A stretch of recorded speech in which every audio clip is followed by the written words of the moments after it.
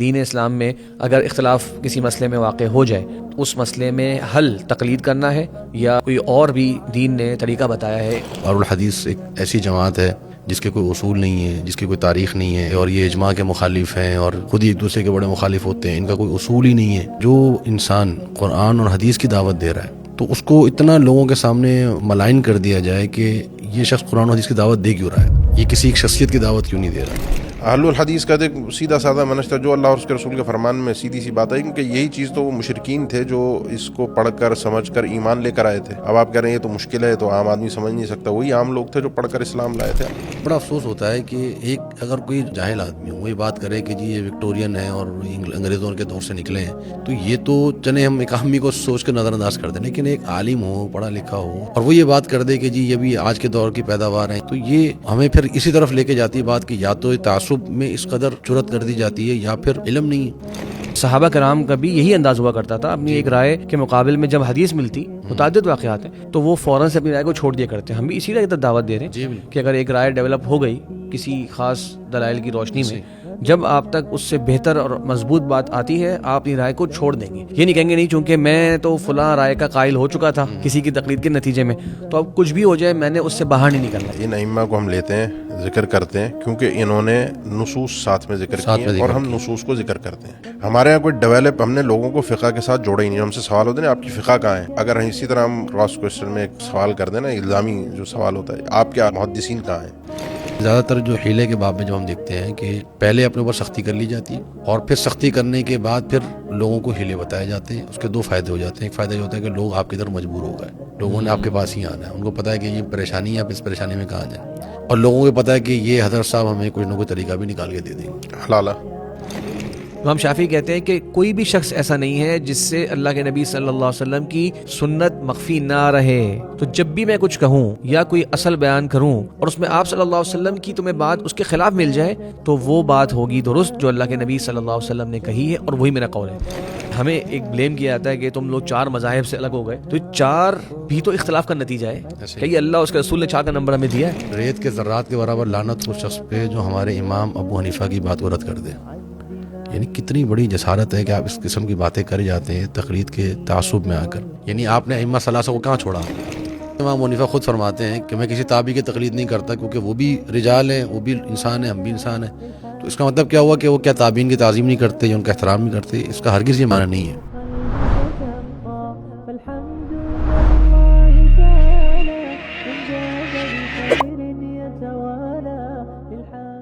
السلام علیکم ورحمۃ اللہ وبرکاتہ۔ بسم اللہ والحمد للہ والصلاة والسلام علی رسول اللہ وعلی آلہ وصحبہ ومن والا، اما بعد۔ ناظرین اکرام، اسلام فوڈ کے پلیٹ فارم سے میں آپ کے سامنے علم ٹاک کے ایک نئے پروگرام کے ساتھ حاضر ہوں۔ آج کے پروگرام میں ہمارے مہمان جو ہمارے ساتھ موجود ہیں وہ میرے دائیں طرف شیخ عثمان صفدر جو CEO ہیں المدینہ اسلامک ریسرچ سینٹر کے، وہ موجود ہیں، اور میرے بائیں طرف شیخ عبداللہ شمیم ریسرچ اسکالر مدینہ اسلامک ریسرچ سینٹر، وہ موجود ہیں۔ دین اسلام جس پر ہم اور آپ عمل کرتے ہیں، قدر استطاعت اس کو اپنانے کی کوشش کرتے ہیں، اس کے احکام و مسائل کہاں سے حاصل کیے جاتے ہیں؟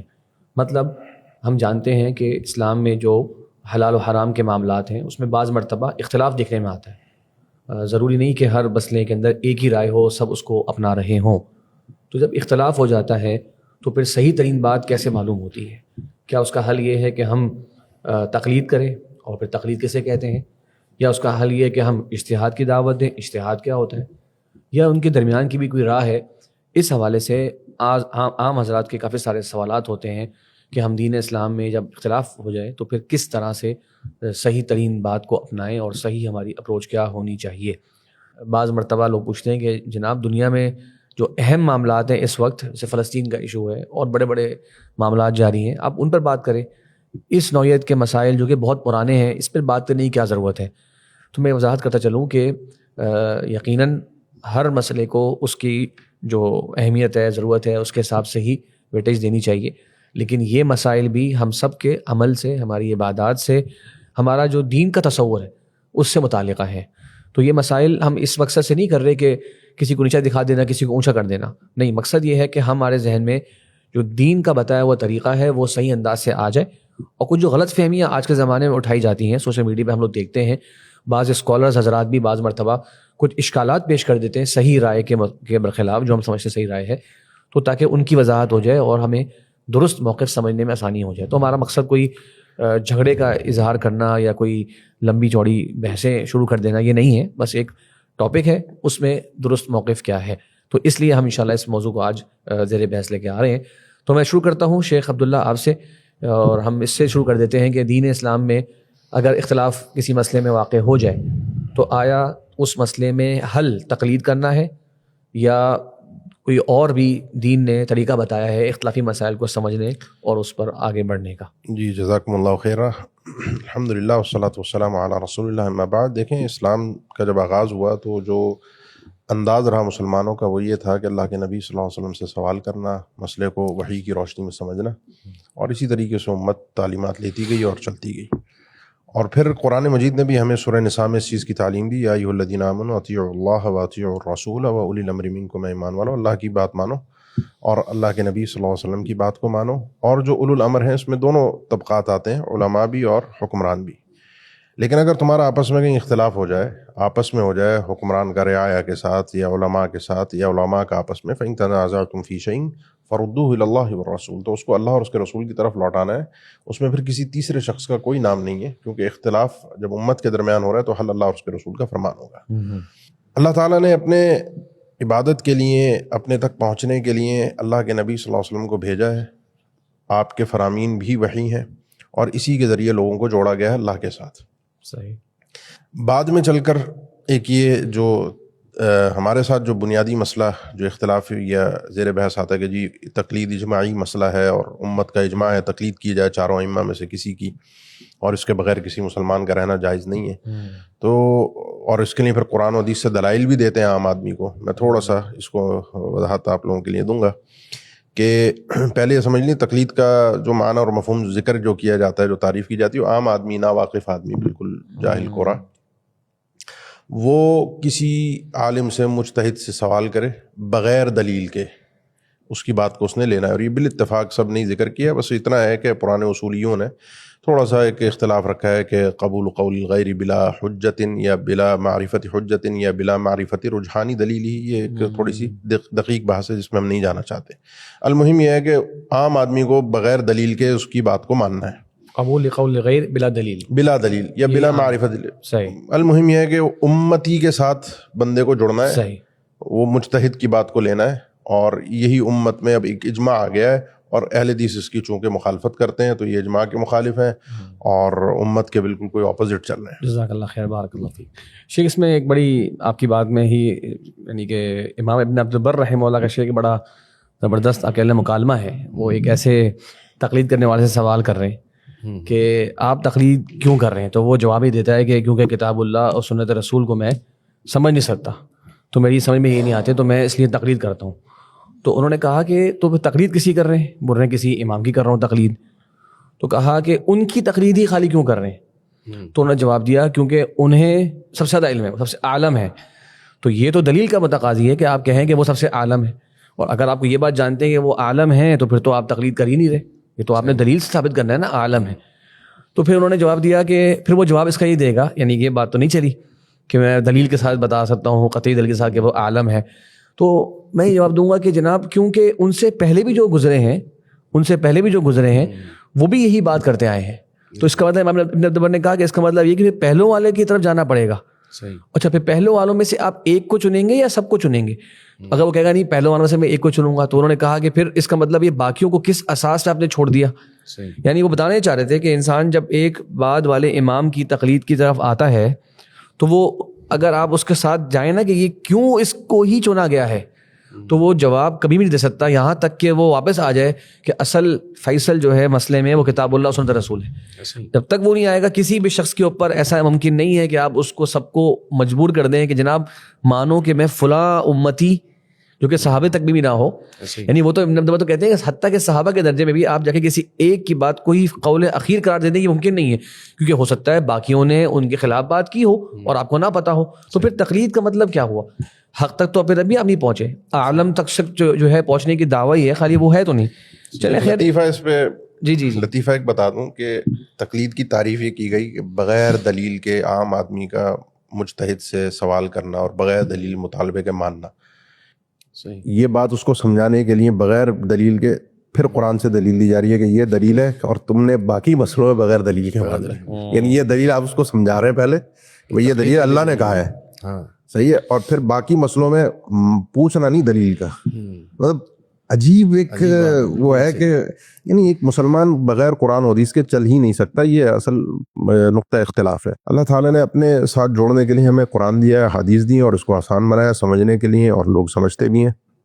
اب اس میں تھوڑے سے میرے ساتھ ٹیکنیکلی آئیے گا. جو دلیل ہمیں دی جاتی ہے تقلید کرنے کی, وہ قرآن مجید کی ایک آیت 2 مقامات پہ مختلف الفاظوں کے ساتھ ہے. الفاظ آخر میں ایک ہی جو مستدل آیت ہے کہ وما ارسلنا قبلک الا رجالا نوحی الیہم فاسألوا اہل الذکر ان کنتم لا تعلمون.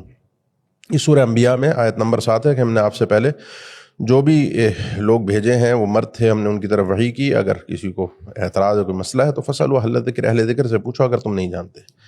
یہی آیت سورہ نحل میں 14ویں پارے میں ہے, آیت نمبر 43 اور 44 ہے. اس میں بھی الفاظ بس یہی ہیں وما ارسلنا من قبلک الا رجالا نوحی الیہم فاسألوا اہل الذکر ان کنتم لا تعلمون بالبینات والزبر. ہم نے آپ سے پہلے رسول بھیجے, ان کی طرف ہم نے وحی کی, کسی کو نہیں سمجھ میں آ رہی بات, کوئی اعتراض ہے تو فاسألوا اہل ذکر سے پوچھو اگر تم نہیں جانتے. اب پہلے ہم آیت کو سمجھتے ہیں, اور بالبینات والزبر, یہ جو سوال ہوگا, یہ جو جواب ہوگا, یہ جو وضاحت ہوگی, یہ بینات اور زبر دلائل کے ساتھ اور اللہ کی وحی کے ساتھ ہوگی. اس آیت میں بات کس چیز کی گئی ہے؟ ایمان کی, اللہ کے نبی صلی اللہ علیہ وسلم کی جو عقدی مسئلہ ہے. اس میں اہل ذکر سے کس سے پوچھنا ہے؟ مراد مشرکین ہے کہ بھئی تمہیں نہیں پتا تو اہل ذکر یعنی اہل کتاب, ان سے پوچھو کہ پہلے رسول آئے ہیں. ایسا کوئی نئی چیز نہیں ہے کہ اللہ کے نبی صلی اللہ علیہ وسلم کوئی نئے رسول آ گئے, پہلے آتے رہے. یہ ایمانی مسئلہ ہے, اہل کتاب سے پوچھو اگر تمہیں علم نہیں. اب آئیے جو ہمیں تقلید کی دعوت دینے والے لوگ ہیں, وہ اس آیت میں جب ہمیں کہتے ہیں کہ اس آیت میں اللہ نے کہا تقلید کریں, اللہ نے سوال کا کہا ہے. تقلید میں اور سوال میں فرق ہے. تقلید, آپ نے تقلید کی تعریف یہ کی عام آدمی بغیر دلیل کے مانے گا, بغیر دلیل کے پوچھے. اللہ نے تو نہیں کہا, اللہ نے تو کہا بالبینات والزبر, دلائل کے ساتھ پوچھنا ہے, اور اگر علم نہیں ہے تو پوچھنا ہے. اور مسئلہ کون سا ہے؟ عقیدے کا, اللہ کے نبی صلی اللہ علیہ وسلم پہ ایمان لانے کا. اب جب ہم آتے ہیں ان کے پاس, یہ جو تقلید کرتے ہیں امام حنیفہ کی, امام شافعی کی, جو خاص طور پر اشاعرہ ماتریدیہ ہیں, تو وہ کہتے ہیں ایمانیات میں تقلید حرام ہے. ایمانیات میں تقلید حرام ہے. جس مسئلے میں جو صورت مذکور آیت میں صورت منسوسہ جو تھی, جس صورت پر نص ہے, وہ ہے عقدی مسئلہ, اس میں تقلید حرام ہے. اور اس میں جو بات کی جا رہی ہے ہم کہہ رہے ہیں اس کو ہم تقلید کے لیے لیں. اور عقائد میں تقلید نہیں ہوگی, قطعیات میں تقلید نہیں ہوگی, نماز روزہ یہ سب کو پتہ ہے. بھائی کیسے پتہ ہے آپ کو؟ عام آدمی ہو تو قرآن و حدیث پڑھ نہیں سکتا, تو وہ تو پوچھے گا ہی کسی عالم سے, کسی امام سے. تو اس کو کیسے پتہ نماز فرض ہے؟ اس نے تو آج کل آپ دیکھیں کوئی عام بالکل جو بالکل کورے لوگ ہیں, ان کو کیسے پتہ نماز فرض ہے, حج فرض ہے, کیسے پتہ چلتا ہے ان کو؟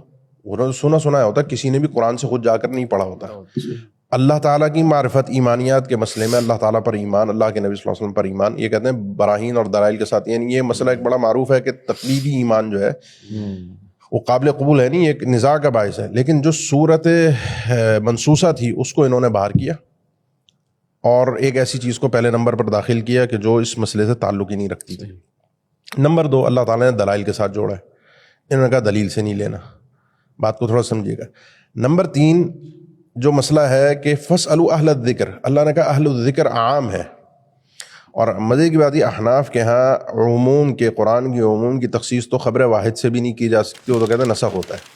اور یہ قرآن کے عموم کی تخصیص اپنے زعم سے چاروں ائمہ کو لا کر کے, اہل الذکر سے مراد بس یہ 4 مذاہب ہیں, ان کے علاوہ کسی اور کی تقلید نہیں ہو سکتی, کیونکہ یہ مینج ہو گئے, یہ سب اسٹیبل ہو گئے. یہ کیسے بھائی؟ مطلب اگر یہ آیت تقلید پر ہی دلالت کر رہی ہے تو کوئی بھی جائے کسی بھی عالم سے, مسجد کے مفتی سے, اچھے عالم سے پوچھے کہ جی اس میں کیا کرنا ہے. اللہ نے تو یہ بتایا تھا, اور اگر اس مسئلے کو ہم لیتے بھی ہیں. اہم ترین چیز یہ ہے کہ جو مسئلہ صورت نزاع ہے نا ہمارے اور ان میں, وہ اس کو تھوڑا سا سمجھیے گا, وہ ہے دلیل. یعنی حتیٰ کہ جو تاریخ میں ائمہ تقلید کے مخالفت میں ایک نام ان کا اوپر رہا, جن میں ابن حزم کا نام ہے اور امام شوکانی رحمہ اللہ کا نام ہے. یہ جو شخصیات تھیں یہ تقلید کا بڑے جاندار انداز میں رد کیا، کیونکہ ان کے زمانے میں تو ایسی تعصبانہ تقلید تھی کہ ایک دوسرے سے یہ شافعی اور حنفی ایک دوسرے سے نکاح بلکہ قتل و غارت گری جو خطیب بغدادی نے ذکر کیا ہے کہ اس مسلکوں کی بنیاد پر تو انہوں نے ایک ادھم مچا کے رکھا ہوا تھا. صحیح.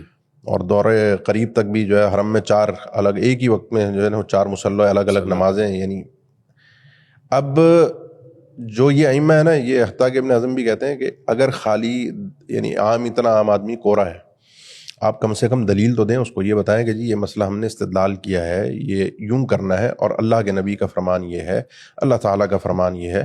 اس بندے کو آپ دلیل کے ساتھ جوڑیں. اگر آپ یہ سمجھتے ہیں کہ آدمی دلیل سمجھ ہی نہیں سکتا یا دلیل پہ چل نہیں سکتا، تو کم از کم اتنا تو کریں کہ اس کو کیا اللہ اور اس کے رسول کے فرمان میں یہ ہے، آپ کم سے کم جوڑیں تو صحیح اس کے ساتھ. ہمارے یہاں کیا ہے کہ آپ فرد کی بات کو لیں بس. امام نے کیا کہا اس سے، اور اسی لیے آپ دیکھیں آج کے دور میں، آج کل تو نیٹ ہے، آپ کسی بھی فتوے کو سرچ کریں، فقہ حنفی کے جو مشہور ان کے دارالافتاء ہیں، تو فتویٰ دینے کے بعد فتاوی شامیہ میں یہ ہے، فتاوی عالمگیری میں یہ ہے، فتاوی اس میں یہ ہے، فتاوی اس میں یہ ہے. یعنی پہلے مسئلے کا جواب ہوگا یہ صورت یوں ہے، حرام ہے، حلال ہے، یہ صحیح ہے، ناجائز ہے، جائز ہے، اور ہمارے فتاوی یا ہماری کتابوں میں فقہ کی یہ عبارت ہے. یعنی وہ بندہ فقہ کی عبارتیں سمجھ لے، لیکن وہ بندہ قرآن و حدیث آپ دلیل دے کے آپ اس کو نہیں بتا سکتے. یہ بنیادی اصل نقطہ اختلاف تھا. اب مسئلہ یہ ہے کہ بہت سارے مسائل ایسے ہیں کہ جن میں تقلید کی آپ یہ کہہ تو رہے ہیں کہ جی منصوصہ اور عقدی مسائل اور قطعی مسائل ان میں تقلید نہیں ہے. اب ایک میں مثال اکثر مشہور مثال ہے کہ امام حنیفہ کے نزدیک مدت رضاعت 2.5 سال ہے. اب کیا کسی آپ یعنی کم علم آدمی کو بھی بتائیں گے کہ جی قرآن مجید کی آیت یہ ہے، ترجمہ تو سمجھ سکتا ہے نا آدمی کہ والوالدات یرضعن اولادہن حولین کاملین لمن اراد ان یتم الرضاعہ. اتنی یعنی تاکید کے ساتھ کہ پورے 2 سال مدت رضاعت ہے جس میں رضاعت کے احکامات ثابت ہوں گے. امام صاحب نے کہا جی 2.5 سال ہے. ہونا تو چاہیے تھا کہ جی اللہ کے فرمان کے آگے تو کسی کی نہیں چلنی. اب اس کے لیے ادھر ادھر کی وحملہ وفصالہ 30 شہرا ادھر ادھر کے امام صاحب کے. اچھا آخر میں کیا ہوتا ہے، امام صاحب کے پاس کوئی نہ کوئی دلیل ہوگی تبھی انہوں نے بات کی ہے. ہم کہتے ہیں ہوگی یقیناً، کیونکہ کوئی بھی شخص اپنی ہوا پر ایسا امام تو اپنی خواہشات پر تو نہیں عمل کر سکتا. لیکن امام نے جب دلیل دی نہیں، ان کے ذہن میں تھی، تو میں امام کی اتباع کا پابند نہیں ہوں، میں اللہ کے احکامات کو ماننے کا پابند ہوں. یعنی اللہ کے نبی صلی اللہ علیہ وسلم جو کہیں یہ اتھارٹی صرف ان کے پاس ہے کہ جو وہ کہیں گے اس کو بلا دلیل مانا جائے گا، کیونکہ وہ خود دلیل ہے. اس کے علاوہ امت میں کسی شخص کے پاس یہ اختیار نہیں ہے. پھر ان ائمہ نے خود رجوع کیا ہے کئی مسائل کے اندر زندگی میں اور ابھرا پڑا ہے. آخری اہم بات جو بڑی قابل غور ہے وہ یہ ہے کہ ان ائمہ نے جو مسائل بیان کیے تو یہ مذہب بعد میں ڈیولپ ہوئے سارے کے سارے. ان میں ترجیحات کے سلسلے آئے، ہر ایک مذہب میں محققین آئے. پھر مذہب جو ڈیولپ ہوا، جو احناف کے ایک مشہور اصطلاح مفتہ بھی قول، اس میں کئی ایک مسائل ایسے ہیں جو امام حنیفہ کی رائے کے مخالفت میں اس کا مفتہ بھی، یعنی امام حنیفہ کی طرف مذہب منسوب ہے، ان کی رائے اس مسئلے میں کچھ اور ہے، مذہب کسی اور رائے کے اوپر قاضی ابو یوسف کی یا امام محمد کی یا ظفر کی ان کی آراء کے اوپر، یعنی امام اعظم کی بات کو آپ نے خود چھوڑ دیا. تو یہ کیا چل کیا رہا ہے، آپ تھوڑا سا سمجھیے گا. آپ کے بعد کے محققین نے کیا کہ امام اعظم کو چھوڑ دیا. آخری بات جو آج کے دور کی ہے وہ میں صرف یہ کہہ دوں کہ الحمدللہ آپ نے کہا کہ عام آدمی سمجھ نہیں سکتا، عام آدمی کو قرآن و حدیث کیسے بیان کیا جائے، وہ کیسے استدلال، لیکن سوشل میڈیا نے آج آپ کا یہ سارا بھرم ختم کر کے رکھ دیا. کیونکہ آج سب کے سب سوشل میڈیا پہ بیٹھ کے جتنے متعصب، غیر متعصب، مقلد، غیر مقلد لوگوں کو دلائل ہی دے رہے ہوتے ہیں کہ جی اللہ کے قرآن میں یہ ہے، حلالہ کے لیے ہے، نکاح طلاق ثلاثہ کی یہ دلیل ہے، فلاں صحابی نے یوں کیا. یعنی جب آپ یہ کہتے ہیں عام آدمی سمجھ ہی نہیں سکتا تو عام آدمی کو آپ دلیل دے کیوں رہے ہیں؟ آپ سوشل میڈیا پہ جب دلیل دینے کے لیے آ گئے تو بس یہ پہلا جھگڑا تو ہمارا ختم ہو گیا کہ آپ نے جب اللہ اور اس کے رسول کے فرمان کے ساتھ جوڑ دیا. اب مسئلہ یہ ہے کہ ترجیح کی بات آ جاتی ہے کہ آپ کی دلیل راجح ہے نہیں، اس بندے کو تھوڑا سا علم کے میدان میں اترنے دیجیے، پھر ایک مسلک کے ساتھ جوڑنا اور اس طریقے کے ساتھ کہ جس میں خود امام صاحب کے اقوال کو چھوڑ کر دوسری چیزوں پر.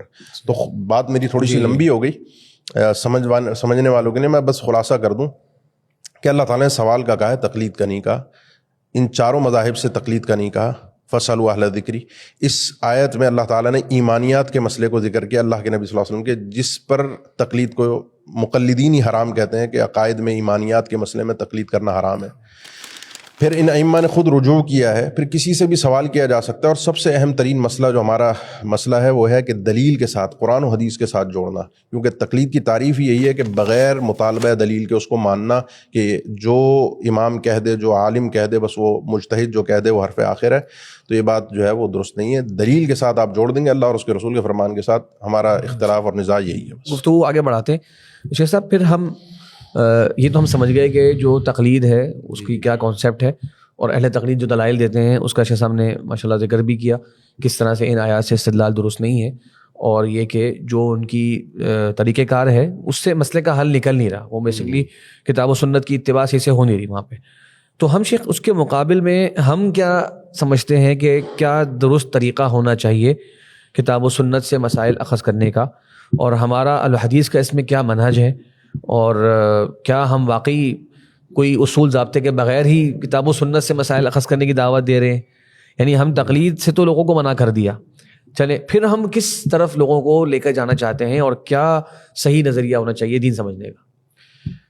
سے میں آپ کی بات کو آگے بڑھاؤں گا کہ وہ جیسے آپ نے ذکر کیا نا کہ اطیعوا اللہ اطیعوا الرسول ان تنازعتم فی شیء فردوہ الی اللہ والرسول کی جو آیت ہے، تو ہمارے ایک بڑے حضرت ہیں، بڑے مشہور ہیں آج کل لوگ، تو انہوں نے ذکر کیا اور میں جسارت پہ حیران ہوں کہ اگر تم اللہ اور اس کے رسول کی طرف لوٹ بھی جاؤ، یعنی آیت میں حکم یہ ہے کہ اگر تم کسی چیز میں اختلاف ہو تو اللہ اور اس کے رسول کی طرف لوٹا دو. تو وہ حضرت یہ فرما رہے تھے کہ اگر آپ اللہ اور اس کے رسول کی طرف لوٹا دیں اور پھر بھی فیصلہ نہ ہو تو کیا ہوگا. میں یہ کہتا ہوں کہ اللہ رسول کی طرف لوٹانے کے باوجود بھی اختلاف باقی رہتا ہے. میرا یہ دعویٰ ہے. ایسے موقع پہ تقلید کی جاتی ہے جب اللہ رسول کی طرف ایک دفعہ لوٹا دیا، کچھ مسائل تو اتفاق ہو جائے گا، اختلاف ختم ہو جائے گا، کچھ مسائل ایسے پھر بھی اختلاف ختم نہیں ہوگا. پھر اس میں کیا کرنا ہے؟ اس میں ہم کہتے ہیں ایک فقہ کو فالو کرو، دوسرے کو برا نہ کہو. یعنی آپ کہنا یہ چاہ رہے ہیں کہ یہ جو اللہ تعالیٰ نے حکم دیا ہے یہ حکم ناقص ہے، نعوذ باللہ، اور بات وہی ہے جو ہم آپ کو بتا رہے ہیں کہ جب تک آپ کسی کی تقلید نہیں کریں گے آپ فیصلے تک نہیں پہنچ پائیں گے. یعنی آپ اس طرف لے کے جا رہے ہیں. اور پھر اہل الحدیث پہ شیخ جو اعتراض جس کی طرف آپ نے اشارہ کیا وہ اعتراض یہی ہے کہ جی آپ اہل الحدیث ایک ایسی جماعت ہے جس کے کوئی اصول نہیں ہے، جس کی کوئی تاریخ نہیں ہے، یہ ابھی نکلے ہیں اور نئے نئے اور اس طرح کی جو ہے وہ بات ہے، اور یہ اجماع کے مخالف ہیں، اور یہ تو ایک یعنی خود ہی ایک دوسرے کے بڑے مخالف ہوتے ہیں، ان کا کوئی اصول ہی نہیں ہے. یعنی بالکل ڈی گریڈ کر کے لوگوں کے سامنے رکھنا کہ جو انسان قرآن اور حدیث کی دعوت دے رہا ہے تو اس کو اتنا لوگوں کے سامنے ملائن کر دیا جائے کہ یہ شخص قرآن و حدیث کی دعوت دے کیوں رہا ہے، یہ کسی ایک شخصیت کی دعوت کیوں نہیں دے رہا. اور اس ملائن کرنے میں اور اس نفرت میں اتنا آپ جسارت میں بڑھ جائیں کہ آپ جو جماعت کی ایک حقیقی تاریخ ہے اور جو واقعتاً ثابت ہے، یا تو آپ عالم نہیں ہیں، یا تو آپ کو پتہ نہیں ہے، یا آپ کو پتہ ہے اور آپ اس کو چھپا رہے ہیں. ورنہ حقیقت یہ ہے کہ قرآن و حدیث کی طرف دعوت دینے والے اہل الحدیث جو ہیں یہ لقب بھی کب سے چلا آ رہا ہے، اور جو اصل دین تھا جو صحابہ کے زمانے میں تھا، جو تابعین کے زمانے میں تھا، وہ کیا تھا؟ یہی دین تھا. امام ابو حنیفہ کے والد کس کی تقلید کرتے تھے اور ان کا اساتذہ کس کی تقلید کرتے تھے، تو یہ ساری باتیں ہمارے سامنے موجود ہیں. تو جو اصول اس زمانے میں چلا آ رہا تھا وہی اصول آج بھی چلا آ رہا ہے. اور اگر آپ علمی پیرائے میں بات کرتے ہیں کہ جی آپ کہیں کہ جی نہیں ہمیں آپ علمی پیرائے میں ثابت کریں کہ تو آپ عوامی بات کر رہے ہیں کہ جی صحابہ کے زمانے میں کیا تھا اور تابعین کے زمانے میں کیا تھا. تو علمی پیرائے میں چند چیزیں رکھنا چاہتا ہوں کہ اگر آپ کتابوں کی بات کرتے ہیں کہ جی اہل الحدیث کی فقہ کہاں تھی، یا اہل الحدیث کب فقیہ بنے، یا یہ کب شروع ہوئے، تو بعض اہل علم نے اس کو ترتیب وار ذکر کیا ہے. مثلاً ایک ترتیب ذکر کی جاتی ہے کہ ایک ابن قتیبہ دینوری ہیں رحمہ اللہ، ان کی کتاب المعارف کے نام سے، تو ان کی تاریخ وفات 275 ہجری ذکر کی جاتی ہے، یعنی 3 صدی ہجری کا عالم ہے. وہ اپنے اس کتاب کے اندر فقہاء اہل الحدیث اور فقہاء اہل الرائے یہ دونوں ذکر کرتے ہیں. یعنی اس کتاب کے اندر معارف کے اندر انہوں نے باقاعدہ فقہاء اہل الحدیث کا ایک باب قائم کیا ہے، اور یہ ان کی وفات ہے 275 ہجری کی. اور فقہاء اہل الحدیث کے اندر انہوں نے ذکر کیے ہیں، امام احمد کو ذکر کیا، امام ثوری کو ذکر کیا، امام اوزاعی کو ذکر کیا، امام مالک کو ذکر کیا کہ یہ فقہاء الحدیث میں شمار ہوتے ہیں.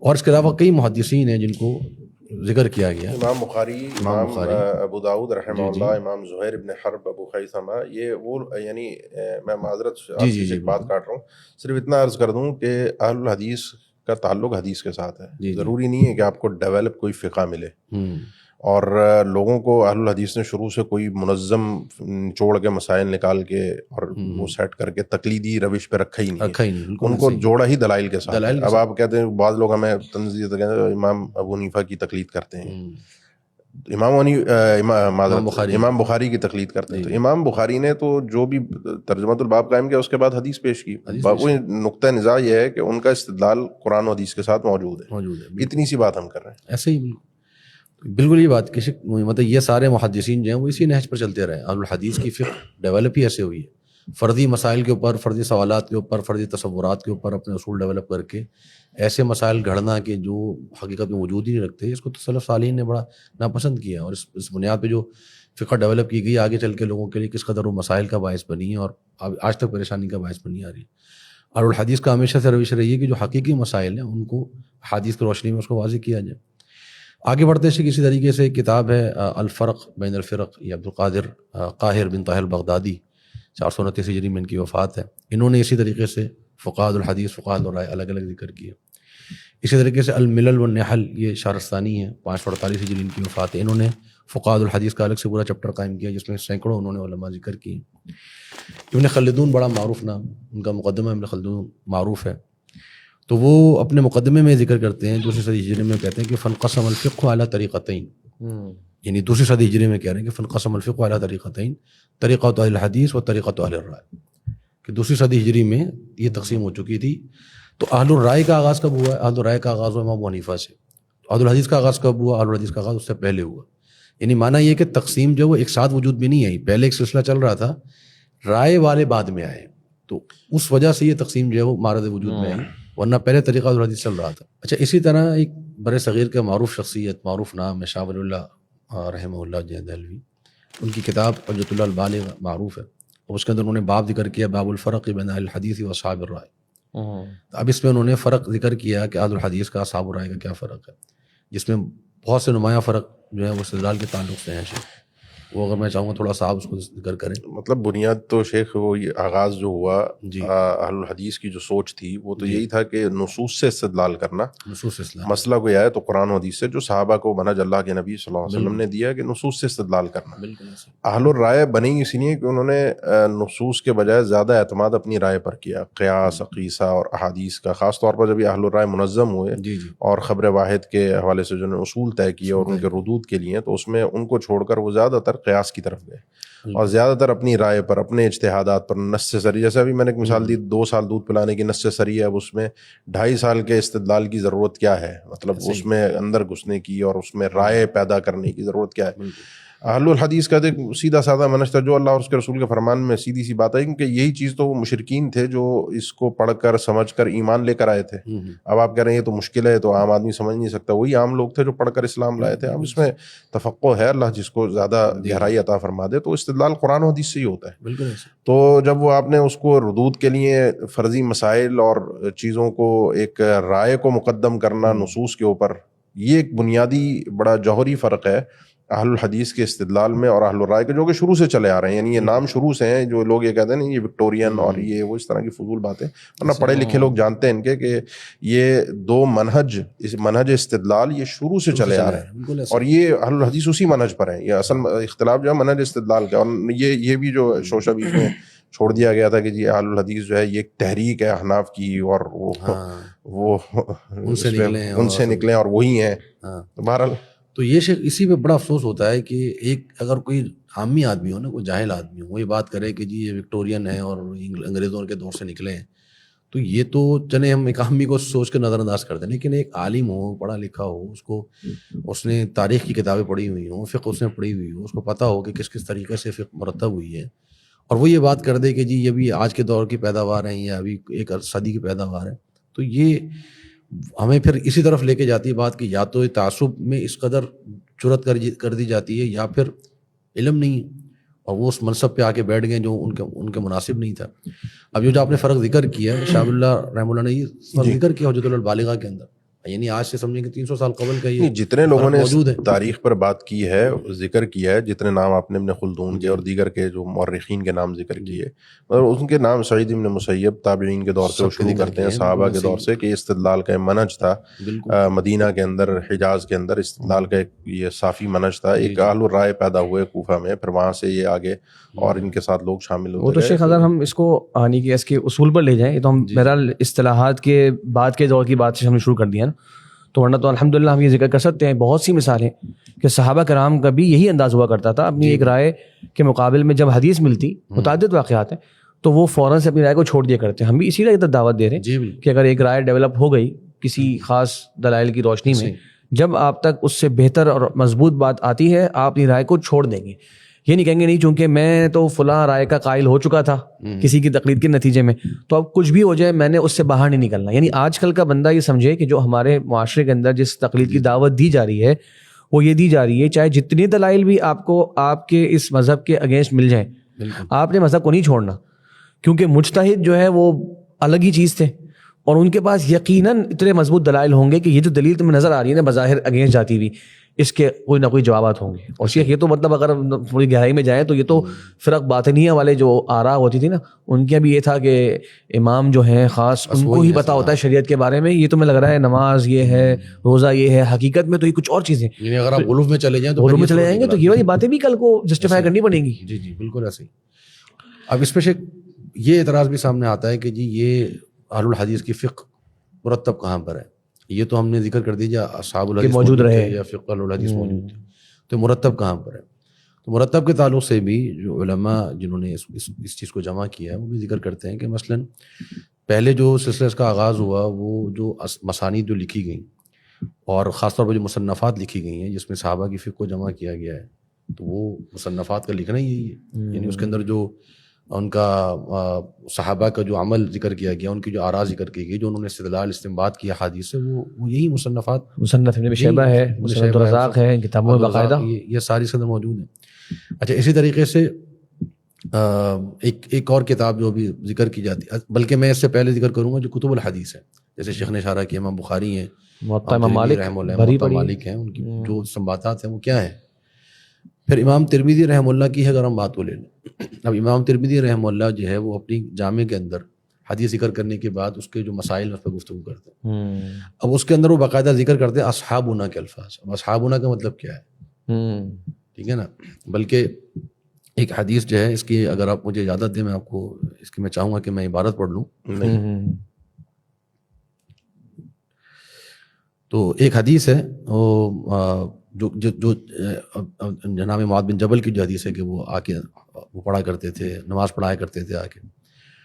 تو امام ترمذی رحمہ اللہ فرماتے ہیں والعمل على هذا عند اصحابنا الشافعي واحمد واسحاق قالوا اذا امر الرجل والقوم في المكتوبه وقد كان صلى قبل ذلك ان صلاه من تم به جائزه واحتجوا بحديث جابر في قصه معاذ وهو حديث صحيح.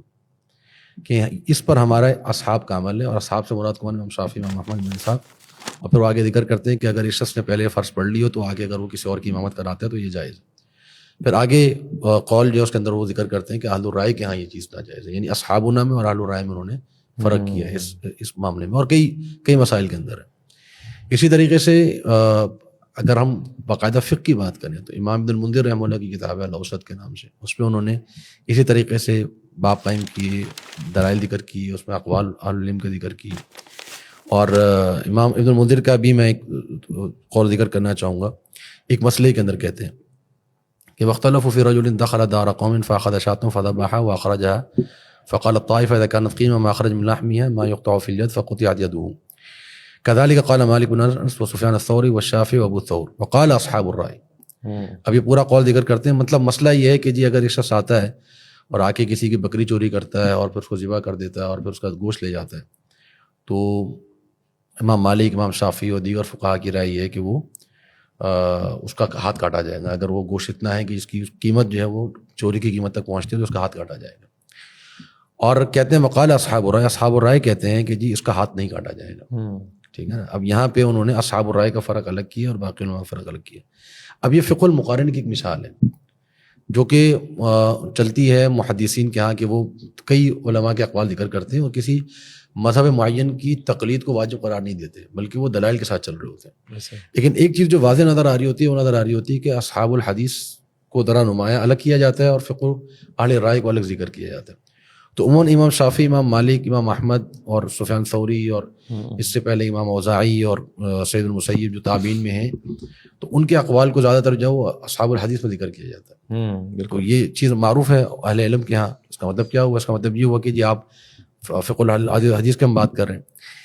اچھا، اسی طریقے سے جو ہے وہ بعد میں اور آنے والے علماء جیسے نیل الاوطار امام شوکانی نے لکھی، معروف کتاب ہے. در البہیہ جو ہے وہ موجود ہے، اس کی شروحات موجود ہیں. اس سے پہلے علماء نے جو کتابیں لکھی ہیں، شیخ الاسلام ابن تیمیہ رحمہ اللہ کی جتنی کتابیں ہیں وہ فقہ در الحدیث کی ایک بہت بڑا ذخیرہ ہے جو موجود ہیں. اچھا، اسی طریقے سے جو ہے وہ امام ابن حزم رحمہ اللہ کی، اگرچہ امام ابن حزم ظاہری مذہب کے تھے لیکن ان کا جو منہج استدلال کی جس کی ہم بات کر رہے تھے، تو منہج استدلال بہت حد تک اہل الحدیث کے قریب تھا. اگرچہ وہ قیاس کے ایک منکر ہیں اور وہ ایک الگ مسئلہ ہے، لیکن بہت حد تک استدلال کے باب میں وہ موجود ہیں اس کے اندر. شیخ اگر ایک بات یہ بھی شامل کر لی جائے شیخ کہ جن ائمہ کا آپ نے ذکر کیا نام، تو ہم تو شیخ اپنے آپ کو ان ائمہ سے جدا کر نہیں رہے. بالکل جب ہم کہہ رہے ہیں کہ امام احمد کا، امام مالک کا، امام شافعی کا جب یہ منہج تھا اور یہ آراء تھی، ہم تو ان کی فقاہت سے پورا استفادہ کرنے کی دعوت دیتے ہیں، بلکہ ان کو پڑھنے کی دعوت دیتے ہیں. بالکل ایسے. اور بلکہ امام ابو حنیفہ رحمہ اللہ کی بھی جو فقہ کی بات ہے، اگر ہمارا جو ایک دعوت ہے جس منہج کی طرف، وہ تو یہ ہے کہ یہ تمام ائمہ مجتہدین جو گزرے ہیں ان میں امام اوزاعی، سفیان الثوری اور یہ ابن جریر، یہ بھی بڑے بڑے ائمہ ہیں. کچھ کے تو شیخ آپ جانتے ہیں ناظرین کے لیے کہ مذاہب پورے موجود رہے لیکن کوئی بہت زیادہ کیونکہ ان کی فقہ مدون نہیں کی گئی تو پھر وہ ختم بھی ہو گئے. جیسے امام اوزاعی تھے، بڑے کچھ آراء جیسی چلی جاتی ہیں. لیث افقہ من مالک، امام شافعی نے ان کے بارے میں یہ بات کہی تھی کہ امام مالک زیادہ فقیہ تھے امام اہل مصر. مسئلہ معاملہ یہ ہے کہ ان ائمہ کو ہم لیتے ہیں، ذکر کرتے ہیں کیونکہ انہوں نے نصوص ساتھ میں ذکر کی ہیں اور ہم نصوص کو ذکر کرتے ہیں. بالکل. ہمارے یہاں کوئی ڈیولپ، ہم نے لوگوں کو فقہ کے ساتھ جوڑا ہی نہیں. ہم سے سوال ہوتے ہیں آپ کی فقہ کہاں ہے؟ اگر اسی طرح ہم کراس کوشچن میں سوال کر دیں نا، الزامی جو سوال ہوتا ہے، آپ کی حدیث، آپ کے محدثین کہاں ہیں؟ کیونکہ آپ لوگ وہی جو میں نے جوہری فرق شروع میں ذکر کیا کہ آپ لوگوں کا مزاج حدیث کی طرف گیا ہی نہیں، تو آپ کے محدثین یعنی آپ کھینچ تان کے نکالیں تو محمد بن حسن رحمہ اللہ شروع کے، یا بعد میں چل کے امام طحاوی آپ نکال دیں گے. صحیح ہے نا؟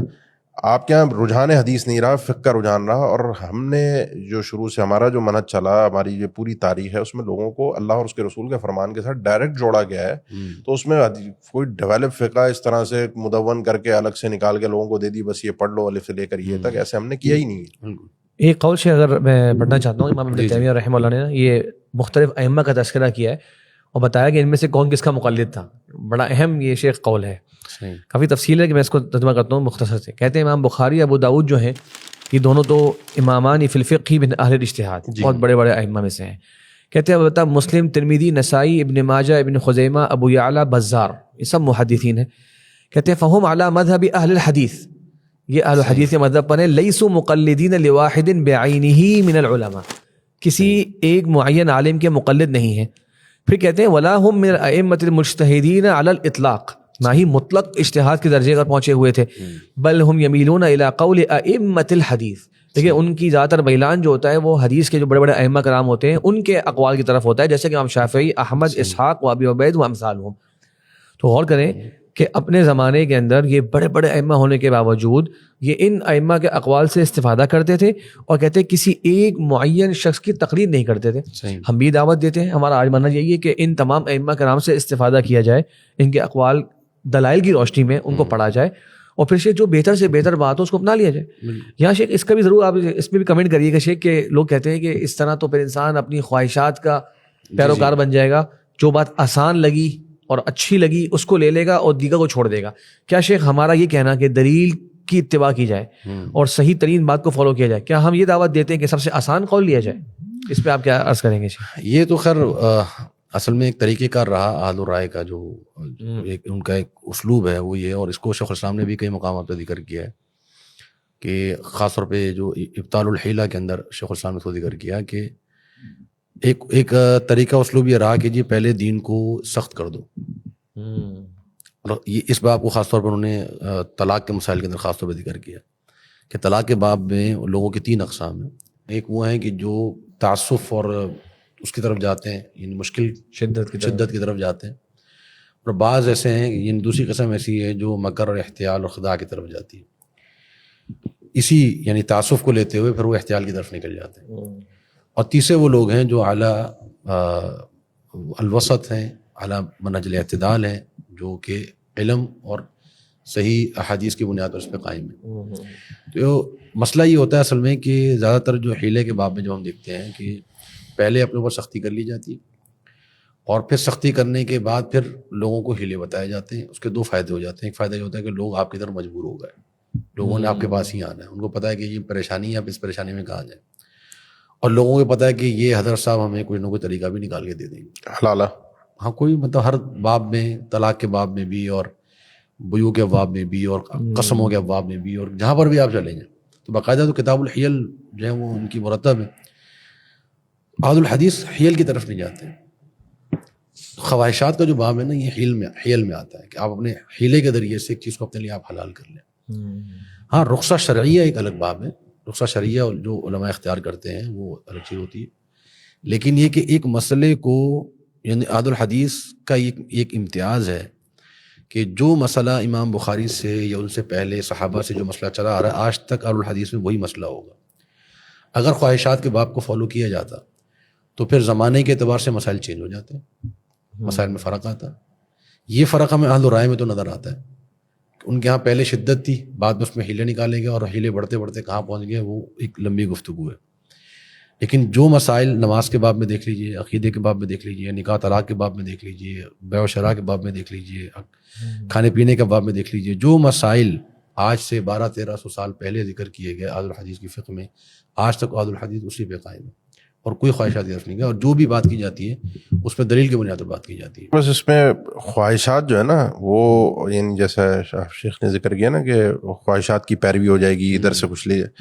خواہشات کی پیروی واضح ہوتی ہے کہ ایک انسان اپنے لیے سہولت ڈھونڈ رہا ہے ادھر ادھر سے، آسانی ڈھونڈ کے آسانی طرح. اور ایک یہ ہے کہ اللہ اور اس کے رسول کا فرمان بندے کے لیے سامنے واضح ہے، اور اس میں وہ سختی بھی آ رہی ہے تو اس سختی کو بھی وہ لے رہا ہے. ہمارے یہاں آپ دیکھ لیجیے، ہمارے یہاں مسائل قرآن و حدیث سے منسوخ ایک چیزیں طے ہیں، ان میں آپ کو سختی بھی نظر آئے گی. ہم نے کوئی ڈھونڈ ڈانڈ کے ساری فقہ سے نکال کے آسانیاں تو تلاش نہیں کی. ہمارا تو اعتماد ہی سارا قرآن و حدیث پہ رہا، اور لوگوں کو، عوام کو ڈائریکٹ قرآن و حدیث کے ساتھ جوڑا گیا اور ان کو نصوص بتائی گئی. اور دلیل چیز کی آخری یہ بھی ہے کہ جو اعتراض کرنے والے، کہ ہم پاکستان کے ماحول کی بات کر رہے ہیں، پاکستان انڈیا کے ماحول کی، تو اکثر حنفی حضرات ہوتے ہیں.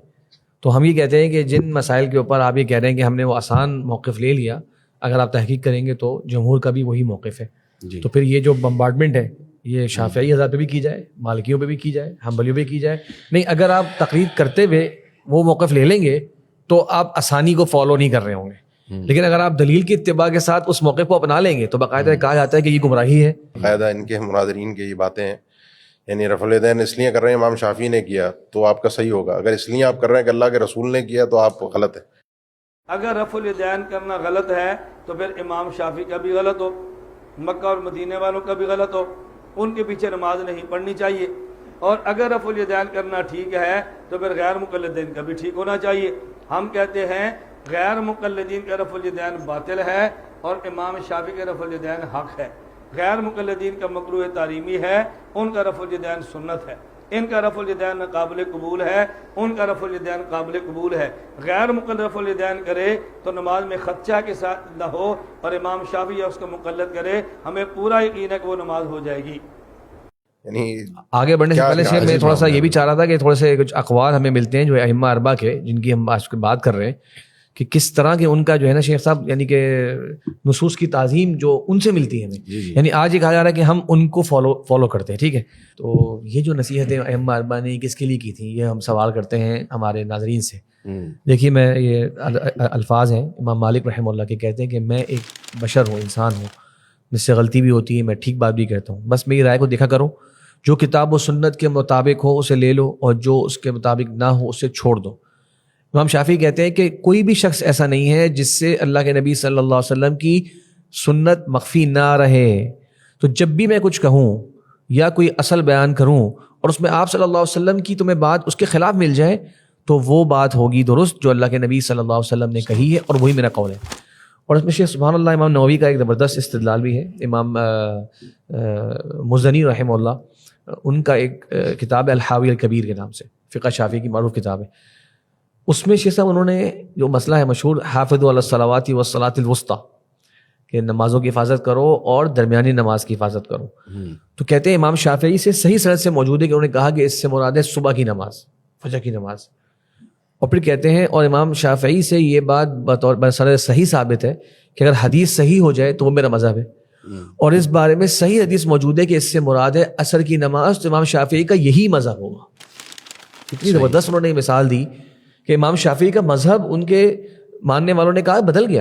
وہ نہیں رہا کہ وہ صبح کی نماز ہے، بلکہ جب وہ کہہ چکے کہ حدیث صحیح میرا مذہب ہے، تو پھر وہ عصر کی نماز ہی امام شافعی کا قول ہے ان کے اصول کے مطابق. اسی تعصب اور اسی ہٹ دھرمی کا ہی تو اصل میں مسئلہ ہے نا، کہ ایک حق واضح ہو رہا ہے، عام آدمی کے سامنے بھی احادیث پیش کی جا رہی ہیں، قرآن کی آیات پیش کی جا رہی ہیں، اور لیکن نہیں جی، حق اور انصاف کی بات تو یہی ہے کہ اس مسئلے میں ترجیح جو ہے وہ تو امام شافعی کی بات کو ہے، لیکن ہم چونکہ امام حنیفہ کے مقلد ہیں لہذا ہم ان کی بات کو چھوڑ نہیں سکتے. یہ لکھنے والے لکھ کر گئے کتابوں کے اندر یہ چیزیں، کتاب عبارت الحق والانصاف. اقوال مذاہب اربعہ کی کتابوں میں بھی موجود ہیں. ہم بتانا چاہتے ہیں کہ یہ مذاہب اربعہ کے جو بڑے بڑے ائمہ کرام گزرے، ان کا یہ موقف نہیں تھا کہ اپنے آپ سے باہر ہی نہیں نکلنا. اس کی ہم بہت مثالیں دے سکتے ہیں. امام طحاوی کی مثال سے میرے ذہن میں آ رہی ہے، 321 ہجری میں ان کی وفات ہے. شرح معانی آثار ان کی کتاب ہے، مشہور امام طحاوی حنفی ائمہ کرام میں سے ہیں، اور عقیدۃ طحاویہ ہمارے یہاں پڑھائی بھی جاتی ہے، معروف کتاب ہے. اس میں شیخ صاحب شرح معانی آثار میں وہ حدیث پیش کرتے، اس کے بعد اس حدیث کے مطابق کون سے فقہائے حنفیہ نے یہ رائے دی ہے. پھر کہتے ہیں وخالفہم فی ذلک، ان سے مخالفت کر رہے ہیں فلاں فلاں فلاں ہمارے ائمہ، اور ان کی دلیل یہ ہے. وہ بھی اقول، یعنی کبھی وہ امام ابو یوسف محمد کی سائڈ پر ہوتے ہیں، کبھی امام ابو حنیفہ کی سائڈ پر ہوتے ہیں. تو وہ حنفی ہوتے ہوئے بھی دلائل پیش کر رہے ہیں، اور ان دلائل کی بیس پر ایک رائے کو اپنا رہے ہیں، اور آپ ان کو آج بھی حنفی کہتے ہیں. تو اس طرح والی حنفیت اگر آج کے زمانے میں آپ پیش کر رہے ہیں تو الحمدللہ ہمارا یہ منہج ہے، ہمیں کوئی اس پہ اعتراض بھی نہیں ہے. مسئلہ یہ ہے کہ دلیل پیش کی جائے، لوگوں کو اللہ اور اس کے رسول کے فرمان کے ساتھ جوڑا جائے، فرضی مسئلوں سے باہر نکالا جائے، نصوص کے ساتھ تعلق پیدا کیا جائے. احادیث کو رد کرنے کے لیے جو اصول وضع کیے گئے ہیں، جن سے لوگ جو ہے وہ انکار حدیث کی طرف جا رہے ہیں، اور بالکل انکار حدیث کی طرف ایک تاریخ اب ڈیولپ ہو رہی ہے، اس سے لوگوں کو باہر نکالا جائے. اصولی اعتبار سے جو اصول استدلال ہیں ان کے اندر حدیث کی اہمیت کو اجاگر کیا جائے، قرآن کی اہمیت کو اجاگر کیا جائے، قیاس کو اتنی فوقیت نہ دی جائے کہ وہ قرآن و حدیث کے اوپر ایک حاکم کے طور پر پیش ہو رہا ہو. خلاصہ ہماری بات کا یہ ہے کہ یہ چاروں ائمہ کرام سنت کی دعوت دینے والے تھے اور تعصب سے منع کرنے والے تھے. اور یہ اقوال جب کہہ گئے، اسی بات کی دلیل ہے کہ وہ جانتے ہیں کہ اس مسئلے کے اندر اور بھی آراء موجود ہیں، تو لوگ ان کی رائے کو حرف اخیر نہ سمجھیں. اور شیخ حیرانی کی بات یہ ہے کہ جس طرح سے ہمارے یہاں آج کے زمانے میں یعنی ہمیں ایک بلیم کیا جاتا ہے کہ تم لوگ 4 مذاہب سے الگ ہو گئے، تو 4 بھی تو اختلاف کا نتیجہ ہے. یعنی 4 کی جو نمبر ہے، کہ یہ اللہ اس کے رسول نے 4 کا نمبر ہمیں دیا ہے. یعنی اگر آپ بولتے ہیں نا کہ جی ایک ہی سب تھے، آپ اس سے الگ ہو گئے، تو ہمیں تھوڑی بہت بات سمجھ میں آتی کہ یار پوری امت ایک جگہ تھی اور ہم اس سے الگ بات کر رہے ہیں. یہ 4 تو آپ کے یہاں قبول ہیں. یہ چاروں صحیح ہیں. اچھا، چاروں برحق، یعنی چاروں کیسے برحق ہو سکتے ہیں؟ ایک عمل کے اندر 4 کام آپ کیسے کر سکتے ہیں؟ یعنی اب آپ دیکھیں شیخ، یعنی کہ ایک حدیث کے اندر ایک مسئلہ ہے، یا چلیں ہم مسائل بات کر لیں. یعنی ایک رائے ہے کہ یہ حلال ہے، ایک رائے یہ ہے کہ یہ حرام ہے، ایک رائے یہ ہے کہ یہ مستحب ہے، ایک رائے کہ یہ مکروہ ہے.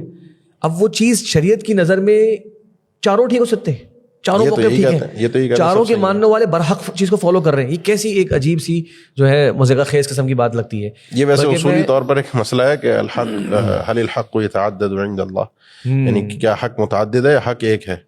تو یہ ایک بنیادی بات، اگر میں معذرت چاہوں گا کہ اگر بنیادی بات لوگوں کے سمجھ میں آئے، اللہ کے نزدیک حق ایک ہے، اور ہم نے اس ایک حق تک پہنچنا ہے اللہ اور اس کے رسول کے فرمان کے ذریعے سے.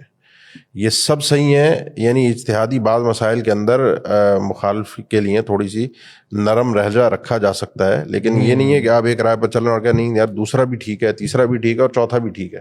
بالکل. تو جب یہ سب ٹھیک ہے تو پھر ایک پر لوگوں کو لا کے جمود کے ساتھ عمل کروانا زبردستی، کہ جی خواہشات کی پیروی نہ ہو جائے. اچھا، بطور مثال شیخ، یہ بہرحال ہمیں پسند نہیں ہے یہ چیز، لیکن بتانے کے لیے لوگوں کو کہ سب کچھ اتنا اچھا نہیں ہے جس طرح سے بات پیش کیا جاتا ہے کہ جناب یہ 4 مذاہب تھے اور یہ 5ویں چھٹی کی بات کرنے والے آ گئے، پتہ نہیں اجماع امت کے بالکل الگ چلے گئے. یہ جو 4 مذاہب تھے، ان کی میں 2-4 باتیں عرض کرنا چاہتا ہوں کہ 393 ہجری کے اندر شیخ صاحب حنفی حضرات میں اور شافعی حضرات کے اندر ایک بہت بڑی جنگ ہوئی ہے بغداد کے علاقے میں. وجہ اسی کیا بنی کہ شافعی امام ابو حامد الاسفراینی انہوں نے جو اس وقت کا خلیفہ تھا عباسی خلیفہ القادر باللہ، اسے مطمئن کر دیا کہ بھائی حنفی حضرات سے قضاء کا منصب لے کر تم شافعی حضرات کو دے دو.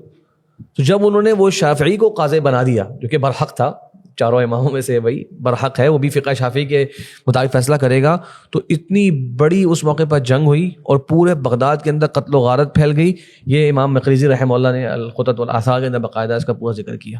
اس طرح سے یعنی کہ 20 واقعات میرے سامنے بھی موجود ہیں. ایک اور واقعہ نکاح کے جی سے حرمت نکاح کے فتاوے ہیں، آپس میں نکاح نہ کیا جائے الا یہ کہ وہ کتابی کے مرتبے پہ اس کو لے کر آیا جائے. مطلب سوچے یہ بات بندہ کہتے ہوئے گھبرا جائے. سقوط اندلس کے بارے میں بھی یہ بات آتی ہے کہ جب یہ معاملہ ہو رہا تھا اور غرناطہ پہ قبضہ ہو رہا تھا، تو بعض مورخین نے یہ بات لکھی ہے کہ وہ اسپین کی فوجیں داخل ہو رہی تھی عیسائیوں کی، اور شافعی اور حنفی ایک دوسرے کی داڑیاں سڑکوں پہ نوچ رہے تھے.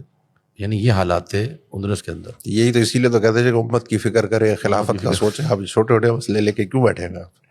آپ خلافت کی بات ہی نہیں کر رہے، آپ تو یہ وہ گھسے پٹے مسائل پہ ڈسکس کر رہے ہیں. اور شک یہ چیز دیکھیں آپ، تقلید جو ہے وہ انسان کو کہاں تک لے جاتی ہے، کتنا جسارت پہ لے جاتی ہے. اب یہ ہدایہ کتاب ہے، اس کا مقدمۃ الہدایہ میں مؤلف صاحب لکھتے ہیں کہ ان الہدایۃ کالقرآن قد نسخت من قبل فی شرع من کتب، کہ ہدایہ جو ہے وہ قرآن کی طرح ہے، اس سے پہلے کی جتنی کتابیں ہیں اس کو اس نے منسوخ کر دیا ہے. اور کتنی بڑی جسارت ہے یہ. اور پھر آپ دیکھیے کہ اسی طریقے سے رد المختار جو کتاب ہے اس میں یہ بات لکھی ہوئی ہے کہ فلعنۃ ربنا اعداد رمن علی من رد قول ابی حنیفہ، کہ ریت کے ذرات کے برابر لعنت اس شخص پہ جو ہمارے امام ابو حنیفہ کی بات کو رد کر دے. یعنی کتنی بڑی جسارت ہے کہ آپ اس قسم کی باتیں کر جاتے ہیں تقلید کے تعصب میں آ کر، اور پھر کہتے ہیں سب صحیح ہے، سب صحیح ہے. اب تو مثلا آپ نے تو لعنت تو کر دی، یعنی آپ نے ائمہ ثلاثہ کو کہاں چھوڑا آپ نے؟ اب شیخ صاحب اس میں ایک واقعہ میں آپ کو کرتا ہوں، بڑا حیران کن واقعہ ہے.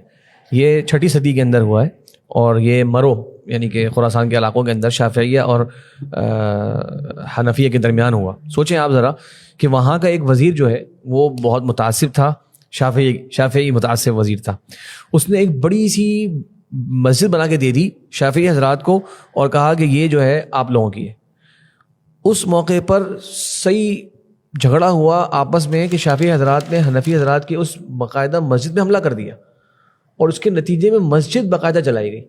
اب امام ابن اثیر رحمہ اللہ نے الکامل کے اندر یہ واقعہ پورا ذکر کیا ہے اور کہا کہ پھر آخر میں نفوذ کے ذریعے ان کو باہر نکالا گیا اور پھر بعد میں مجبور کیا گیا کہ ایک اور مسجد بنا کے دو. تو سوچیں آپ شیخ صاحب مساجد جلانے تک کی بات یعنی کہ تاریخ کے اندر موجود ہے. میں نے کہا کہ یہ واقعات کو ہمیں پسند نہیں بتانا میں کیا چاہ رہا ہوں، بتانا میں چاہ رہا ہوں کہ جنہیں آپ کہہ رہے ہیں نا کہ یہ حل ہے اور یہ سب شی و شکر ہے آپس میں، ایسا ہے نہیں. تاریخ کے اندر سب سے بڑی مثال جو ہر شخص کے مشاہدے کی مثال ہے وہ یہ ہے کہ 6 صدی سے لے کر 13ویں صدی تک یہ 700 سال تک ہمارے مکہ مدینہ کے اندر ایک مسلح نہیں بلکہ 4 مسلحات تھے، اور کہ 5واں مسلح جو ہے وہ زیدی امام کا بھی ہوا کرتا تھا. اب بتائیے آپ لوگ کہ حرمین جو کہ مرکز مسلمین ہے، مسلمانوں کی اجتماعی کی جگہ ہے، تو آپ سب تو ایک جیسے ہیں نا، سب بالکل اچھے ہیں آپس میں، سب برحق ہیں، ایک دوسرے کے پیچھے نماز تک نہیں پڑھی جا رہی مکہ کے اندر 700 سال تک. اور میرے پاس بہت سے ائمہ کے اقوال اس بارے میں موجود ہیں کہ جنہوں نے اس کی سخت مذمت کی اور کہا یہ تعصب کی اعلیٰ ترین مثال ہے. ہم پوچھتے ہیں کہ اس کی وجہ کیا بنی؟ اس کی وجہ بنی وہ جمود جس کی ہم آج کے زمانے میں مذمت کر رہے ہیں، اور ہم بتا رہے لوگوں کو کہ یہ جمود راہ عمل نہیں ہے، اس جمود سے نقصان ہوتا ہے. اور منضبط قواعد کے ساتھ جب دین کو پیش کیا جاتا ہے، سمجھا جاتا ہے، تو اس کے اندر انشاءاللہ چیزیں سمجھ میں آتی ہیں اور اس میں آسانی بھی ہوتی ہے اور دین کی حکمت اور دین کا پیغام بہتر انداز سے سمجھ میں آتا ہے. آخر میں شیخ صاحب کوئی مزید اس تعلق سے ہمارے یعنی کہ ایک دو باتیں آخر میں کنکلوڈ کرنے کے لیے کچھ آخری کمنٹس لے لیتے ہیں. سب سے ایک بات یہ کہ تقلید کا جو رد ہے، یعنی ہم جو بات کر رہے ہیں کہ تقلید درست نہیں ہے، اس کے حوالے سے یہ بات ہمارے جو سامعین ہیں ان کو، ناظرین کو یہ بات سمجھنی چاہیے اور یہ بات بتانی بھی چاہیے کہ تقلید کے رد کا ہرگز یہ معنی نہیں ہے کہ ائمہ کی تنقیص کی جائے یا ان کو ان کے مقام سے گرایا جائے. ان کی تعظیم، ان کا احترام اپنی جگہ پر ہے، جیسے ان ائمہ نے اپنے سے قبل علماء کی تعظیم کی. اب ان ائمہ نے اگر اپنے سے قبل علماء کی تقلید نہیں کی تو اس کا مطلب یہ تو نہیں کہ وہ احترام نہیں کرتے تھے. جیسے کہ امام ابو حنیفہ خود فرماتے ہیں کہ انی لا اقلد التابع لانهم رجال ونحن رجال ولا يصح تقلید، کہ میں کسی تابعی کی تقلید نہیں کرتا کیونکہ وہ بھی رجال ہیں، وہ بھی انسان ہیں، ہم بھی انسان ہیں، تو اس کا مطلب کیا ہوا کہ وہ کیا تابعین کی تعظیم نہیں کرتے یا ان کا احترام نہیں کرتے؟ اس کا ہرگز یہ معنی نہیں ہے. اور اس کے ساتھ یہ ہے کہ ایک چیز اور یہ بھی تھوڑا سا اگر ہم اپنے پروگرام کے آخر میں اس چیز کو ذکر کر دیں کہ یہ تقلید کے رد کا مطلب یہ نہیں ہے کہ آپ علماء سے سوال نہ کریں یا علماء کی تنقیص نہ کریں. سوال عن دلیل، یعنی دلیل کی بجائے پوچھیں اور وہ عالم آپ کو دلیل دے اور بات ختم ہو گئی. لیکن آپ پوچھیں اور یہ کہا جائے کہ نہیں جی امام صاحب کا بس یہ کہنا ہے، امتی کو اس طرح سے معصوم بنا کر اور قابل اتباع بنا کر پیش کرنا، اصل نقطہ اختلاف یہ ہے اور اس کا ہم رد کرتے ہیں. ان کا احترام تعظیم اپنی جگہ اور ہر ایک کی تعظیم اپنی جگہ. جو امام مالک رحمہ اللہ فرمایا کرتے تھے کل یؤخذ من قولہ ویرد الا صاحب ھذا القبر، کہ ہر ایک کی بات کو لیا بھی جا سکتا ہے، چھوڑا بھی جا سکتا ہے، اس کا میزان دلائل ہیں. لیکن یہ جو مدینہ میں ہوتے تھے اللہ کے نبی صلی اللہ علیہ وسلم کے حجرے کی طرف کے یہ جو شخصیت اس وقت یہاں قبر مبارک میں موجود ہیں، ان کی بات کے لیے یہ معیار نہیں کہ چھوڑا بھی جا سکتا ہو اور لیا بھی جا سکتا ہو. ان کے لیے صرف یہی ہے کہ لیا جا سکتا ہے، دوسرا کوئی آپشن نہیں ہے. اور یہ ہم کسی امتی کو دے دیں کہ جی بس ہمارے ہاں یہ بات آ گئی، اور اس پہ یہ اصل میں نقطہ اختلاف ہے. اور الحمدللہ آج یہ مفتی طارق مسعود صاحب اور دوسرے ان کے جو سوشل میڈیا پہ آتے ہیں، اب وہ جب دلائل دے رہے ہیں، قرآن و حدیث بیان کر رہے ہیں، اس کا مطلب پبلک کو سمجھ میں آ رہی ہے بات، قرآن و حدیث سمجھ میں آ رہا ہے. تو آپ پبلک کو اترنے دیں، قرآن و حدیث سمجھنے دیں، اپنے فتاویٰ میں ذکر کریں قرآن و حدیث کیا ہے، تاکہ لوگ اللہ اور اس کے رسول کے فرمان کے ساتھ جڑیں، امتیوں کے اقوال سے نکل کر. ان کا احترام اپنی جگہ، ان کی کاوشیں اپنی جگہ، لیکن اللہ نے اپنے تک پہنچنے کا راستہ قرآن و حدیث دیا ہے. تو آپ اس میں رکاوٹ نہ بنیں. اس میں ایک لطیفہ بھی پیش کیا جاتا ہے، ہمارے عرب میں کافی چلتا تھا، جو اس تمذہب کے وہاں پہ جو مشائخ قائل ہیں اور بڑی شدت کے ساتھ، اور بعض وجوب کی حد تک ہیں، بعض جواز کی حد تک ہیں کہ مذہب لازمی اختیار کیا جائے کوئی نہ کوئی چاروں میں سے ایک. تو کہتے ہیں ایک بندے نے، ایک خاتون نے ایک عالم سے سوال کیا کہ اس مسئلے میں رائے بتاؤ کیا حل ہے، اور اس نے کہا کہ اس میں رائے مالک ذکر کروں یا قرآن و حدیث ذکر کروں؟ تو خاتون نے کہا نہیں، رائے مالک ذکر کرو، کیونکہ جو قرآن و حدیث تم ذکر کرو گے وہ تمہاری رائے ہوگی، اور تمہاری رائے سے بہتر کیا ہے؟ امام مالک کی رائے رحمہ اللہ. اب بات ویسے تو دیکھنے میں سننے میں بڑی دلچسپ لگی کہ ہاں یار، یعنی آپ کے آج کے دور کے کسی مولوی مفتی کی بات سے بہتر تو پرانے امام مالک، امام شافعی یا امام ابو حنیفہ رحمہ اللہ، ان کی رائے بہتر تھی. آج کا مفتی یہ رائے دے رہا ہے. بات یہ ہے کہ امام مالک کی بھی جو رائے ہے، اگر وہ قرآن و حدیث ساتھ میں آپ لگا کر دے رہے ہیں، ساتھ پیش کر رہے ہیں کہ امام مالک کا استدلال تھا، یہ آیت تھی، یہ حدیث تھی، تو الحمدللہ چلیں وہ مرجو بھی ہو، لیکن دو تو صحیح. اب وہ جو عالم اپنی رائے پیش کرے گا تو یہ اس کا معنی یہ ہو گیا کہ امام مالک معصوم ہیں، ان کی جو بھی آراء ہیں ان پہ کوئی انگلی نہیں اٹھا سکتا. یہ تو بات امام مالک کہہ کر گئے، یہ اعزاز تو صرف اللہ کے نبی صلی اللہ علیہ وسلم نے. تو امام مالک کی آراء ہماری سر آنکھوں پر ہیں، امام شافعی کی آراء سر آنکھوں پر ہیں، امام حنیفہ کی آراء، امام احمد کی آراء سر آنکھوں پر ہوتی ہیں. لیکن جہاں کہیں ان کی مخالفت آ جائے، اور یہ معصوم لوگ نہیں ہیں، کہیں ان سے کوئی خطا ہوئی ہے کئی اجتہاد مسائل کے اندر، اور امت کو بعد میں پتہ چل رہا ہے، اور دوسرے امام ان کی غلطیوں کو واضح کر رہے ہیں. یعنی ہم نہیں کر رہے، امام ابو حنیفہ کی مخالفت امام شافعی کر رہے ہیں، امام احمد ہی کر رہے ہیں، امام مالک ہی کر رہے ہیں، اور امام مالک کی مخالفت دوسرے ائمہ کر رہے ہیں، اور وہ اپنے دلائل دے رہے ہیں، تو ہم تو وہی پیش کر رہے ہیں، دلائل کی روشنی میں بات کر رہے ہیں. ہم کوئی اپنی خواہش کی روشنی میں بات نہیں کر رہے، اپنے آسانیاں ڈھونڈنے کے لیے بات نہیں کر رہے. تو ان ائمہ کی مخالفت جب دوسرے ائمہ ہی کر رہے ہیں، ان کا استدلال، ان کا رد، ان کے فہم کا رد، تو ہم تو صرف اللہ اور اس کے رسول کے فرمان کے ساتھ جوڑتے ہیں. ڈائریکٹلی آ جائیں، ان ذریعوں کو چھوڑ دیں. اسی پہ شیخ ایک اور اس پہ اینڈ کر لیتے ہیں انشاءاللہ اس بات پہ. وہ بھی ایک مشہور شبہ ہے، کچھ لوگ کہتے ہیں جی اختلافی مسائل میں انکار نہیں کرنا چاہیے، یہ تو مسائل اختلافی ہیں. تو بہتر بات یہ ہے کہ کہا جائے کہ اجتہادی نوعیت کے مسائل میں انکار نہیں ہے، اور اس میں فرق کرنا ضروری ہے جی، کیونکہ اختلاف جو ہے وہ حق و باطل کے درمیان بھی ہوتا ہے. بالکل. تو اس کے اندر جیسے کہ اب آپ صلی اللہ علیہ وسلم کی پل صراط کے بارے میں، قیامت کے بارے میں، حوض کے بارے میں احادیث ہیں، بہت سے لوگوں نے اس کا انکار کیا. تو ہم یہ نہیں کہیں گے کہ چونکہ اس میں اختلاف ہے تو انکار نہیں کرے گا، نہیں، یہاں پہ واضح صریح نصوص جب موجود ہیں تو یہاں پر انکار بھی کیا جائے گا. اس جیسے آپ نے کہا ہے کہ ہم اگلی نصوص کی جسے کہتے ہیں نا آج کے زمانے کی انٹینسٹی دیکھ کر اپنا موقف بناتے ہیں کہ نصوص واضح ہیں، کثرت کے ساتھ ہیں، سلف امت سارے سے قائل رہے ہیں، پھر ایک شخص آ کے اس کے اندر ابہام پیدا کرنے کی کوشش کرے، اس پر انکار سخت انداز میں ہوگا. یہ شروع میں جو بات کہی تھی قطعی مسائل میں جو ان کا کہنا ہے قطعی مسائل میں تقلید نہیں ہے اور عقدی مسائل میں تقلید نہیں ہے، اس کا وجہ یہ ہے کہ اس میں اختلاف قابل قبول نہیں ہے. اب حلالہ کا انشاءاللہ تذکرہ آگے بھی آئے گا، اس کے اندر کتنی ساری سخت احادیث ہیں. اچھا، استسقاء کی نماز آپ صلی اللہ علیہ وسلم نے پڑھائی ہے، صحیحین میں اس کی احادیث ہے، صحابہ کرام کو پڑھائی ہے، ایک شخص آ کے اس کا انکار کر دے، یہاں پر ہم جا کے کہیں گے کہ یہ آپ کا موقف حدیث کے واضح طور پہ خلاف ہے. جی. لیکن مثال کے طور پہ شیخ صاحب یہ مسئلہ آتا ہے کہ مثال کے طور پہ خاتون کو بغیر شہوت کے چھو لینے سے وضو ٹوٹتا ہے یا نہیں ٹوٹتا، وطر کے پہلے قنوت وطر جو ہے وہ رکوع سے پہلے کی جائے، رکوع کے بعد کی جائے، رکوع کے بعد ہاتھ باندھنے نہیں باندھنے. کچھ مسائل ایسے ہوتے ہیں واقعی اجتہادی نوعیت کے ہوتے ہیں، اس میں نصوص اتنے واضح نہیں ہوتے کہ کسی ایک موقف کو بڑے شد و مد سے بیان کیا جائے. وہاں الحمدللہ ہم دوسروں کی رائے کا احترام بھی کرتے ہیں، وہاں پر ان کو مارجن دیتے ہیں.